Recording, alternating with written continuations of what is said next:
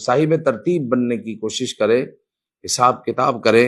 پھر مزید یہ ہے کہ حضرت داؤد علیہ الصلاۃ والسلام کی طرف اللہ تعالیٰ نے وحی فرمائی، اے داؤد بنی اسرائیل سے کہو جس نے ایک بھی نماز چھوڑی وہ مجھ سے قیامت کے دن اس حال میں ملے گا کہ میں اس پر غضب فرماؤں، میں اس پر غضب فرماؤں گا۔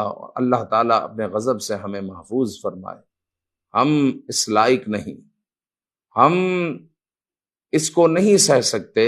رب تعالیٰ کے غضب کو بس اللہ رحم ہی فرمائے، اللہ کرم فرمائے، اور اللہ اپنے فضل سے کرم سے ہمیں جنت میں داخلہ عطا فرمائے۔ تو پیارے بھائیوں، پیاری بہنوں، ہمیں جو ہے نماز کی طرف رغبت کرنی چاہیے اور سوچنا چاہیے کہ نماز میں سستی کیوں؟ نماز تو فرض ہے، پھر نماز حضور کی آنکھوں کی ٹھنڈک ہے۔